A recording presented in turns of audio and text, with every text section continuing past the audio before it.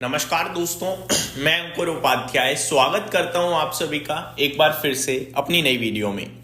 दोस्तों, भारतीय बाजार में गिरावट आते हुए दिख रही है, इसकी उम्मीद भी थी और मैं आप सभी को आज के लिए अलर्ट भी करना चाहूंगा। मैंने लगभग 10 बजे भी वीडियो शूट करी थी अपने दूसरे चैनल के लिए, उसमें भी मैंने आपसे सेम चीज बोली, अलर्ट के पीछे दो कारण है। ऐसा लग रहा है कि आज ना सोची समझी रणनीति के तहत ऊपर से कोई सेलिंग कर रहा है। कैसे? कल का FIDIs का डेटा देखकर ऐसा लगेगा कि बहुत खराब डेटा है, लेकिन उसके बावजूद आपका भारतीय बाजार हरे निशान में खुल जाता है। इनफैक्ट केवल डेटा खराब नहीं था, गिफ्ट निफ्टी 50 पॉइंट नीचे के संकेत दे रहा था, लेकिन उसके भी बावजूद आपका भारतीय बाजार 50 पॉइंट ऊपर खुलता है। ना केवल निफ्टी पे हरे निशान में बाजार ओपन होता है, बाजार पूरे ब्रॉडर मार्केट के लेवल्स पे हरे निशान में ओपन हो जाता है। अब जब ऊपर ओपन हुआ तो हमने लगा यार ये तो बिल्कुल उल्टा हो गया, कॉन्ट्रा चल रहा है, ठीक है देख लेते हैं। और वो तेजी मात्र 15 मिनट टिकती है और उसके बाद गिरावट शुरू। इस समय हम लोग डेज लो पे ट्रेड कर रहे हैं। निफ्टी अपने हाई से 120 पॉइंट नीचे आके खड़ा हो चुका है। सेंसेक्स अपने हाई से करीब 350 पॉइंट नीचे आकर खड़ा हो गया है। Bank Nifty, mid cap index और small cap index at day low. Market breadth धीरे धीरे घटती जा रही है। करंट सिचुएशन में भी अभी कोई खराब नहीं है। 985 शेयर्स पॉजिटिव हैं और 1690 शेयर्स नेगेटिव हैं, लेकिन खराब जरूर है। BSE पे भी इतनी है, कुछ ज्यादा खराब नहीं है। सबसे ज्यादा चिंता का विषय मेरे लिए यह है कि हम दिन के दौरान जहां खुले वहां से हाई लगा के हम धीरे धीरे दिन के निचले स्तर पे आ रहे हैं। तो कल FIs ने जो बेचा था और गिफ्ट निफ्टी जो संकेत दे रहा था नेगेटिव साइड पे, उन सब के बावजूद हम लोग ऊपर खुल गए। और ऊपर खुलने का जिसे आई थिंक कल बेचा, आज भी बेचना था, उसने बेचा और हम नीचे खड़े हैं। अब यहां से जब तक स्ट्रेंथ नहीं बनेगी तब तक कोई फायदा ही नहीं है।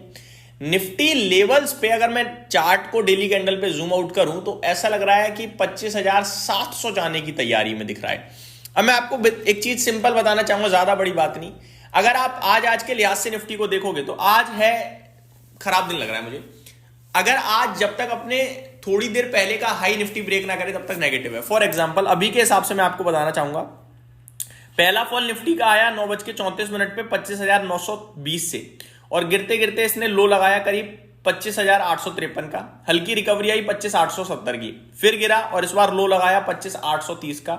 हल्की रिकवरी में 25,850 का लो लगा और अभी फिर गिरा है और अब 25,810 पे ट्रेड कर रहा है। तो अभी जो गिरा ये गिरा है आपका लगभग 10:20 पे 25,844 से।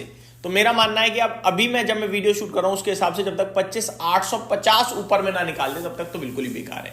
तो कहने वाली बात यह है कि जैसे ही गिरता है फिर एक थोड़ा रिकवर होता है 10-15 पॉइंट, फिर गिरता है, तो वो जो रिकवरी में हाई लगता है ना, उस हाई का आपको इंट्राडे बेसिस पे लेवल को वॉच करना है। जब तक वो लेवल ऊपर में नहीं निकालेगा तब तक तो लोअर लो लग रहे हैं, पता नहीं कहां चला जाए आज बाजार। हो सकता है 25,800, 750, 700 आज ही ना दिख जाएगा। तो खराब मूड माहौल लग रहा है। बट इस बीच में अच्छी बात यह है कि मिड कैप, स्मॉल कैप अभी तक तो दम नहीं तोड़ रहे हैं। ब्रॉडर पिक्चर अभी तक तो ज्यादा खराब नहीं है, खराब तो जरूर है भाई साहब। ठीक है, ये तो गई आपके लिए निफ्टी के ऊपर बात दोस्तों। अब बढ़ते हैं थोड़ा सा आगे भारतीय बाजार में। आज के सेशन में अगर कुछ अच्छा हुआ है तो वो अच्छा हुआ है दोस्तों, रुपया बहुत तेजी से मजबूत होता हुआ दिखा है। करीब दिन के दौरान एक समय ऐसा था जब 95 पैसे की रिकवरी आ गई थी रुपया में। हालांकि अभी देखा जाए तो करीब 57-60 पैसे की रिकवरी के साथ ट्रेड करता हुआ दिखा है। तो स्ट्रेंथ बनी है थोड़ा रुपये में, नीचे से सुधार आया, ये बहुत अच्छी बात है। कहीं ना कहीं अब सबको इंतजार है जापान की पॉलिसी का, और सब लोग ये मान के चल रहे हैं कि जापान की पॉलिसी में इस बार में ब्याज दरें कहीं ना कहीं आप ये कह सकते हो कि आएंगी। और अगर ब्याज इंटरेस्ट रेट आया तो फिर लोगों को येन कैरी ट्रेड करना पड़ेगा।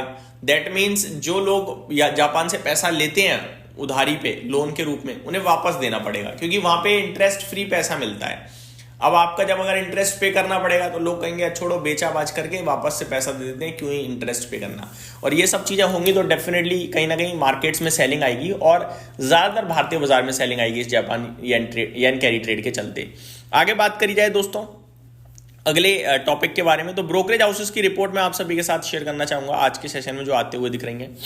ब्रोकरेज हाउसेस की बात करी जाए तो सबसे पहले मैं आप सभी के साथ शेयर करना चाहूंगा दोस्तों आज के सेशन में इटर्नल जेफरीज की तरफ से बाय की कॉल आई है, 480 का टारगेट है। एवेन्यू सुपरमार्ट पे कल एक दमदार कॉल आई थी और आज एक नेगेटिव आ गई। गोल्डमैन सैक्स कह रहे हैं सेल, 3425 रुपए का लक्ष्य है। आरबीएल बैंक पे सिटी बाय के लिए कह रहा है 390 रुपए का टारगेट है।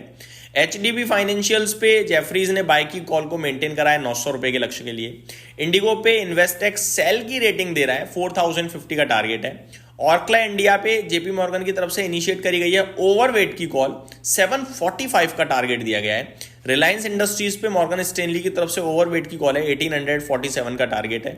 आईजीएल पे नोमुरा की तरफ से बाय की कॉल है, 230 का टारगेट है। मीशो पे यूबीएस ने इनिशिएट करी है बाय की कॉल, 220 का टारगेट, और स्टॉक 13% ऊपर खड़ा है भाई साहब, ये नहीं मान रहा।